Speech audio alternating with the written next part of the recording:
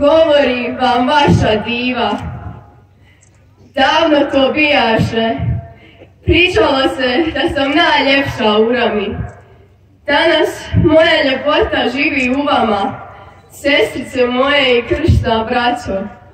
U vašim očima zrcale se još vode i livade moje mladosti.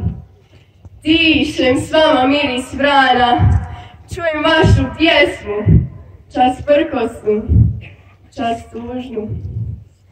Hvala vam što ste došli u Vran planinu i pohodili svoju divu. Tako bih voljela da vam moja priča pomogne da okrilatite ljubavlju, da zagrlite život, braću svoju i sestre, svoj život, svoju djecu i ovu svoju zemlju. Ovo je moja priča. Moji roditelji, Luka i Luca, izmolili su me kod Boga kao dar. Ja sam i odrasla kao dar. Kad sam prvi put mogla razumjeti što nam je fratar propovjedao u zidinama spaljene Gospine crkve u Rami, o ljubavi Isu Kristovoj, njemu časti i dika. U moju dušu se nastanilo nešto što me pratilo kamo god bi išla, kad bi čuvala ovce, kad bi tjerala zahumski ječam u mlinu Rami, kad bi pjevušila s prijateljicama na bunaru. To nešto dublje od osjećaja, čarobnije od glasa, ljepše od pjesme govorilo mi je: diva, ti si voljena, diva, ti si slobodna. Bilo je ugodno živjeti s tim glasom u sebi. Ponekad bih mu prigovorila, rekla bih kako to da sam slobodna, a sve je moje poniženo. Glas bi nadjačao, s glasom i ja sam jačala. Postala sam sve snažnija živjeti ljubav i slobodu istovremeno, kako nas Isus Krist uči, njemu čast i dika. Moje su me prijateljice držale malo čudnom zbog ovog unutarnjeg razgovora koji sam im povjerila, a sve se ovo razriješilo naglo.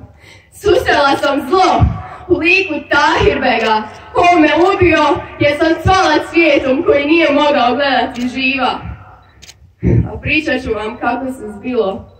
Još u doba moje bake svaka Ramkinja sanjala je udati se u obitelj Kopčića. Bili su plemići, imali svoj grb s crveno-bijelim šahovskim poljima, a preko njih ptica kobac. A onda se odjednom sve promijenilo. Njihov djed je bio pohlepan, pa je negdje u tuđini pomogao turskoj vojsci da pobjedi kršćane. A za uzvrat od sultana dobio je čudnu nagradu. Sve je trebalo njemu pripasti što objaši na konju za jedan dan. Obilazio je u galopu čitav dan Duvanjsko polje, ali nadomak Kopčića, kad se vraćao u Ramu, srušio se mrtav, i on i njegov konj.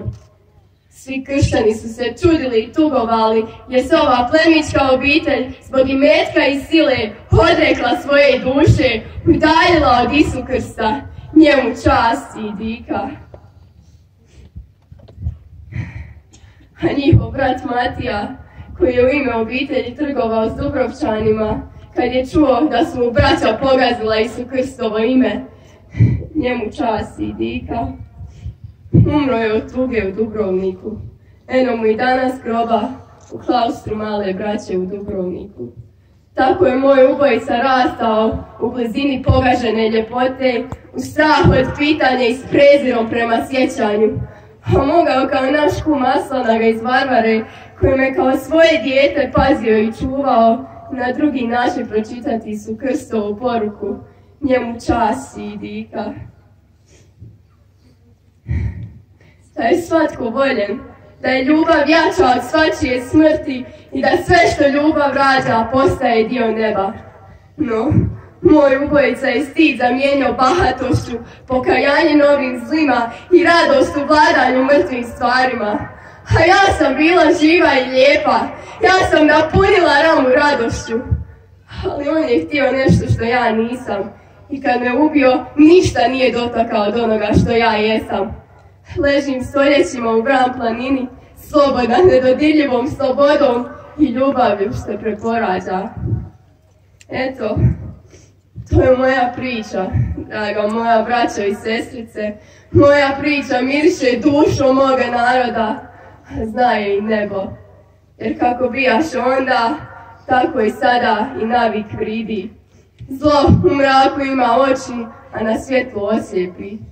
Kada odeš s moga groba, upali životom koje je svjetlo, da ljubav pogleda. Voli vas vaša diva, voli vas dušom svih naših mučenika, voli vas ljepotom svih naših svjedoka ljubavi i slobode. Neka vas vazda snaži ljubav gospodinova, njemu čast i dika, po sve vike vikova.